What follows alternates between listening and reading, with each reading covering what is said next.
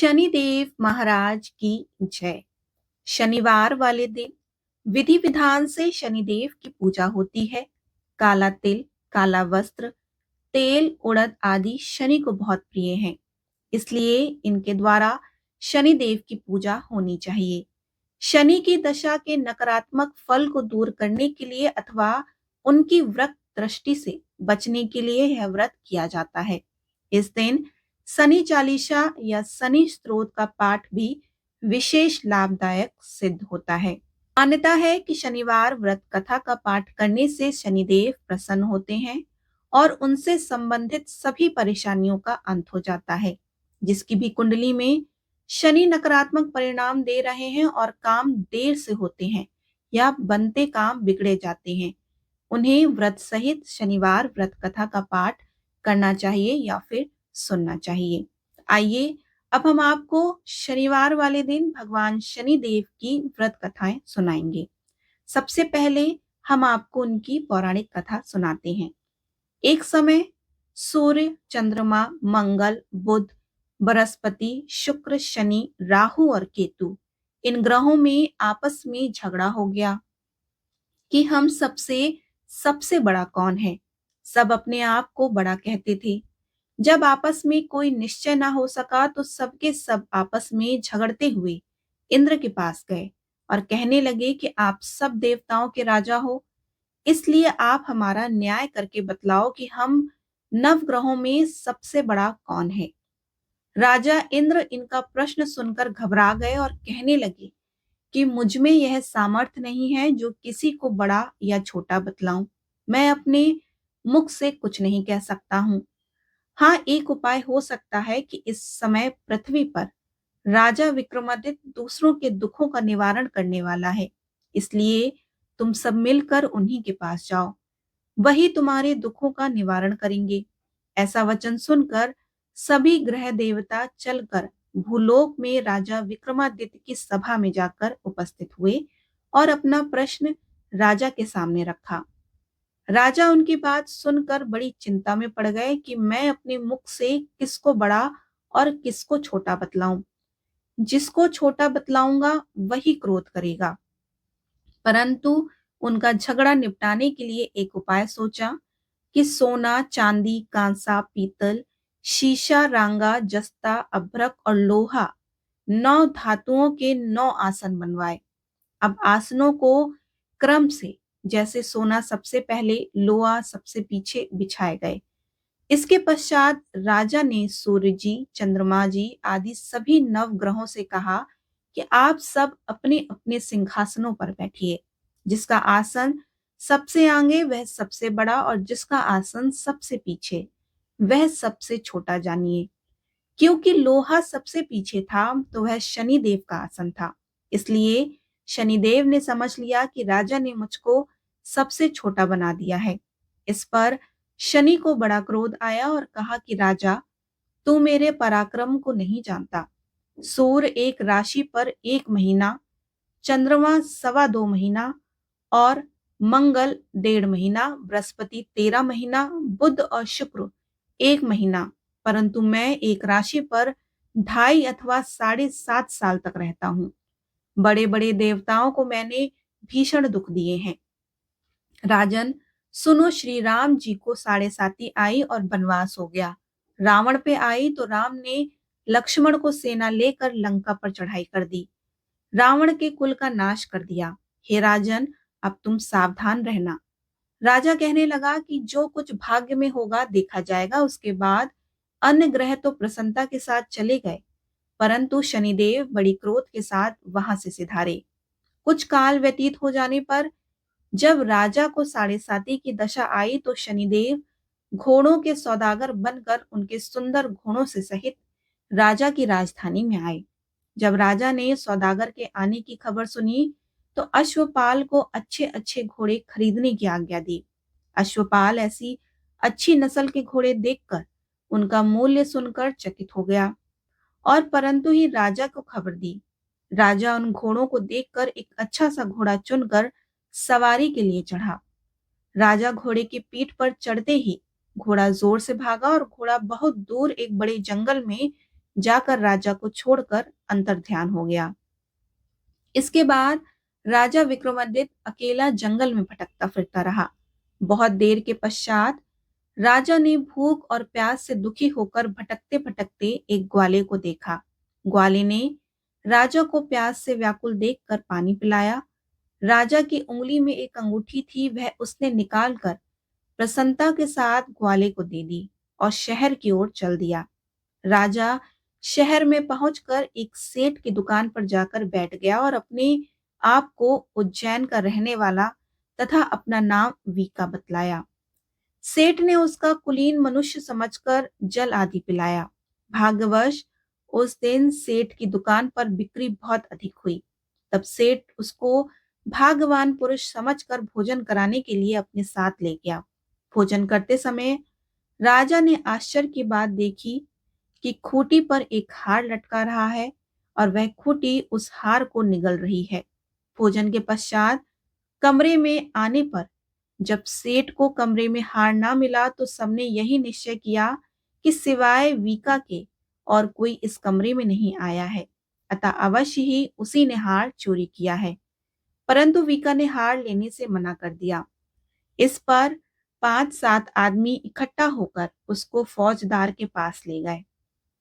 फौजदार ने उसको राजा के सामने उपस्थित कर दिया और कहा कि ये आदमी तो भला प्रतीत होता है, चोर मालूम नहीं होता, परंतु सेठ का कहना है कि इसके सिवाय और कोई घर में आया ही नहीं।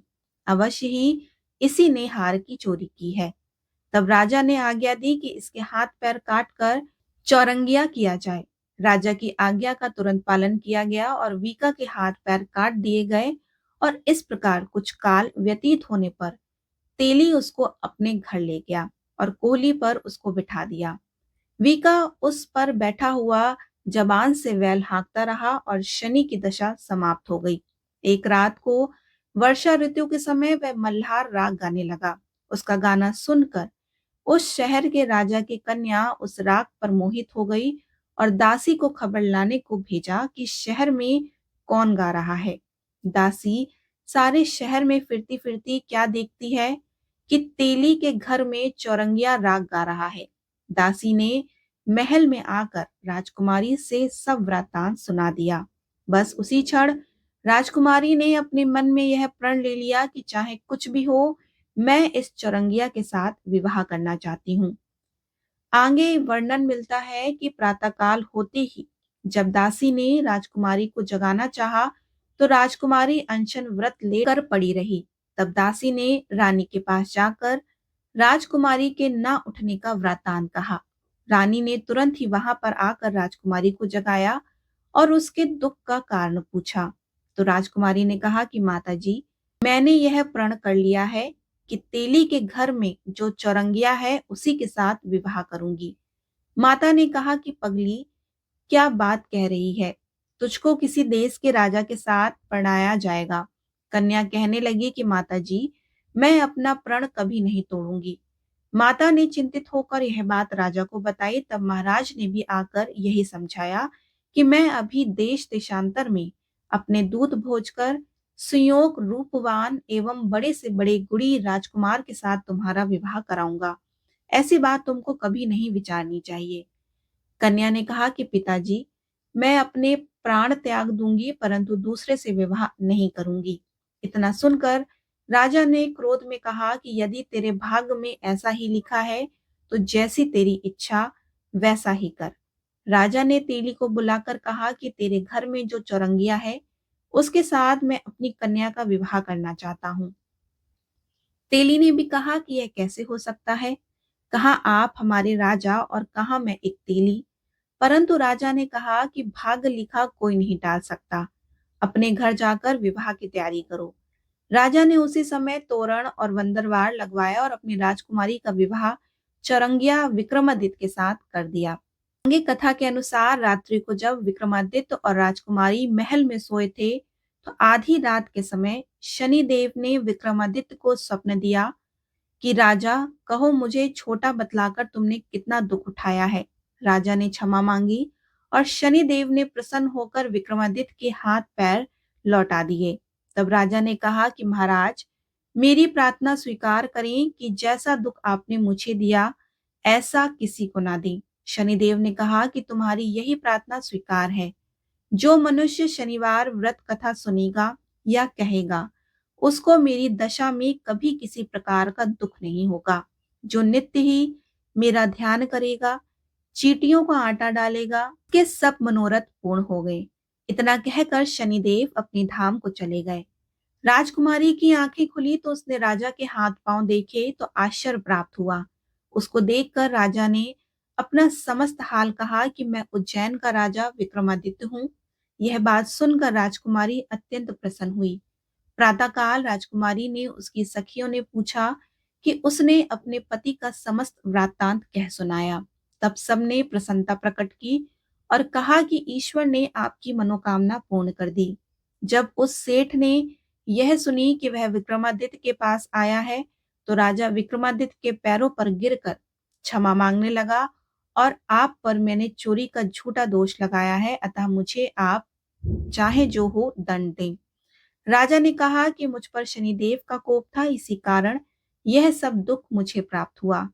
इसमें तुम्हारा कोई भी दोष नहीं। तुम अपने घर जाकर अपना कार्य करो। सेठ बोला कि मुझे तभी शांति होगी जब आप मेरे घर चलकर प्रीतिपूर्वक भोजन करेंगे। राजा ने कहा कि जैसी आपकी मर्जी वैसा ही करें। सेठ ने अपने घर जाकर अनेक प्रकार के सुंदर भोजन बनवाए और राजा विक्रमादित्य को प्रीति भोज दिया।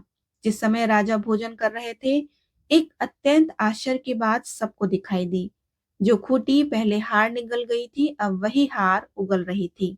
जब भोजन समाप्त हो गया, तो सेठ ने हाथ जोड़कर बहुत सी मोहरें राजा को भेंट की और कहा कि मेरे श्री कंवर नाम की एक कन्या है, उसका प्रणिग्रहण आप करें। इसके बाद सेठ ने अपनी कन्या का विवाह राजा के साथ कर दिया और बहुत सा दान दहेज आदि दिया। इस प्रकार कुछ दिनों तक वहां निवास करने के पश्चात विक्रमादित्य ने शहर के राजा से कहा कि अब मेरी उज्जैन जाने की इच्छा है। फिर कुछ दिन बाद विदा लेकर राजकुमारी मन भावनी सेठ की कन्या श्री कंवरी व दोनों जगह के दहेज में प्राप्त उनके दास दासी रथ पालकियों सहित विक्रमादित्य उज्जैन की तरफ चले। अब शहर के निकट पहुंचते ही पुरवासियों ने राजा को आने का संवाद सुना तो समस्त उज्जैन की प्रजा अगवानी के लिए आई। तब बड़ी प्रसन्नता से राजा अपने महल में पधारे। सारे शहर में बड़ा भारी महोत्सव मनाया गया और रात्रि में दीपमाला की गई। दूसरे दिन राजा ने शहर में यह सूचना कराई कि शनिश्चर देवता सब ग्रहों में सर्वोपरि हैं। मैंने इनको छोटा बतलाया, इसी से मुझको यह दुख प्राप्त हुआ। इस कारण सारे शहर में सदा शनिश्चर की पूजा और कथा होने लगी। राजा और प्रजा अनेक प्रकार से सुख भोगती रही और जो कोई भी शनिवार व्रत कथा को पढ़ता है या सुनता है, शनिदेव की कृपा से सब दुख दूर हो जाते हैं। शनिदेव की कहानी को व्रत के दिन अवश्य पढ़ना चाहिए और ऐसा करने से शनिदेव की कृपा आप पर सदैव बनी रहेगी। बोलिए शनिदेव महाराज की जय। आइए अब हम आपको कर्म फलदाता शनिदेव की दूसरी पौराणिक कथा सुनाते हैं। भगवान सूर्य ने देवी संध्या के साथ विवाह किया और उनके 3 बच्चों का जन्म हुआ, वैशस, मनु, यम और यमुना। हालांकि संध्या सूर्य के लिए पवित्र पत्नी थी, लेकिन वह सूर्य की चमकदार प्रतिभा और गर्मी को सहन नहीं कर सकी। इसलिए वह सूर्य की प्रतिभा का सामना करने के लिए, आवश्यक शक्ति हासिल करने के लिए तपस्या करने की इच्छा भी रखती थी। यह अपनी तपस्या के परिणाम स्वरूप हासिल की गई अपनी प्रतिभा को भी आगे बढ़ाना चाहती थी। संध्या ने एक औरत को बनाया और उसका नाम छाया रखा और कहा कि वह सूर्य की पत्नी के रूप में अपनी भूमिका का प्रतिनिधित्व करे और 3 बच्चों की देखभाल भी करे। हालांकि वह सूर्य भगवान के लिए अपनी योजनाओं को किसी के सामने प्रकट नहीं करना चाहती थी, इसलिए वह तपस्या करने के लिए जंगलों में चली गई। चूंकि छाया बहुत साधारण रूप से मिलती जुलती थी, तो सूर्य भगवान उस पर संदेह नहीं कर सके। छाया के माध्यम से सूर्य भगवान के 3 और शिष्य हुए, जो थे मनु, शनि और ताप्ती। इसलिए शनि को सूर्य के पुत्र और यम का भाई भी कहा जाता है। शनि छाया के गर्भ में थे तो उसने भगवान शिव को प्रसन्न करने के लिए चमकदार सूर्य के नीचे एक गंभीर तपस्या की। चूंकि वह पूरी तरह से भगवान शिव की प्रार्थना और पूजा में डूब गई थी, तो दिव्य शक्ति गर्भ के भीतर बच्चे का पोषण करती थी। इसलिए शनिदेव भगवान शिव को बहुत समर्पित हैं। इसके अलावा जब छाया ने इतनी देर तक धधकते सूरज के नीचे तपस्या की तो शनि गर्भ के अंदर काले रंग के हो गए। जैसे ही शनिदेव का जन्म हुआ, सूर्य भगवान ने उनके रंग को देखकर तुच्छ जाना और इस बात पर संदेह किया कि क्या शनि का जन्म उनके पास हुआ था। नाराज हुए शनिदेव ने जब अपने पिता पर नजर डाली तो शनिदेव की शक्ति के कारण सूर्य भी काले रंग में झुलस गए। बाद में सूर्यदेव ने अपनी गलती के लिए पश्चाताप किया और भगवान शिव की पूजा की और शिव जी ने उन्हें बताया कि क्यों शनि इतने काले थे। इस बात के पीछे सच्चाई को जानने के बाद सूर्यदेव भगवान ने अपने पुत्र शनिदेव के साथ खुश हुए और वे एक दूसरे को बेहतर समझने लगे। शनिदेव भगवान शिव के एक प्रेरक शिष्य बन गए और सभी ज्ञान उनसे सीख गए। शनिदेव देव की भक्ति और ईमानदारी से बहुत प्रसन्न थे, इसलिए उन्होंने उन्हें महत्वपूर्ण ग्रह का स्थान दिया। उन्हें लोगों द्वारा किए गए कर्मों के प्रभावों को वितरित करने की जिम्मेदारी दी गई। शनिदेव बेहद उदार भगवान हैं, हालांकि कई लोग उन्हें क्रूर रूप में देखते हैं। वह अपने भाई यम की तरह इतने न्यायप्रिय हैं, इसलिए वह लोगों द्वारा किए गए कार्यों के अनुरूप सही प्रकार के परिणाम प्रदान करते हैं। आइए अब हम आपको शनिदेव महाराज की दूसरी एक पौराणिक कथा सुनाते हैं। शनिदेव साक्षात रुद्र हैं। उनकी शरीर कांति इंद्रनील मणि के समान है। शनि भगवान के शीश पर स्वर्ण मुकुट, गले में माला तथा शरीर पर नीले रंग के वस्त्र सुशोभित हैं। शनिदेव गिद्ध पर सवार रहते हैं और हाथों में क्रमशः धनुष, बाण, त्रिशूल और वर मुद्रा धारण करते हैं। वे भगवान सूर्य तथा छाया के पुत्र हैं। वे क्रूर ग्रह माने जाते हैं। इनकी दृष्टि में क्रूरता का मुख्य कारण उनकी पत्नी का श्राप है। ब्रह्म पुराण के अनुसार बालकाल से ही शनिदेव भगवान श्री कृष्ण के अन्य भक्त थे। वे भगवान श्री कृष्ण के अनुराग में निमग्न रहा करते थे। युवावस्था में उनके पिताश्री ने उनका विवाह चित्ररथ की कन्या से करवा दिया। उनकी पत्नी सती साध्वी एवं परम तेजस्विनी थी। एक रात्रि वह ऋतु स्नान कर पुत्र प्राप्ति की इच्छा के लिए शनिदेव के पास पहुंची, पर देवता तो भगवान श्री कृष्ण के ध्यान में लीन थे। उन्हें ब्रह्म संसार की सुधि ही नहीं थी। उनकी पत्नी प्रतीक्षा करके थक गई और उनका ऋतुकाल निष्फल हो गया। इसलिए उन्होंने क्रुद्ध होकर शनिदेव को श्राप दे दिया कि आज से जिसे तुम देखोगे वह नष्ट हो जाएगा। ध्यान टूटने पर शनिदेव ने अपनी पत्नी को मनाया। उनकी धर्म पत्नी को अपनी भूल का पश्चाताप हुआ, किंतु श्राप के प्रतिकार में शक्ति उनमें नहीं थी। तभी से शनिदेव अपना सिर नीचा करके रहने लगे, क्योंकि वे नहीं चाहते थे कि किसी का अनिष्ट हो। शनिदेव यदि कहीं रोहिणी भेदन कर दे तो पृथ्वी पर 12 वर्षों का घोर दुर्भिक्ष पड़ जाएगा। प्राणियों का बचना भी कठिन हो जाएगा। शनि ग्रह जब रोहिणी भेदन कर बढ़ जाता है तब यह योग आता है। यह योग महाराज दशरथ के समय में आने वाला था।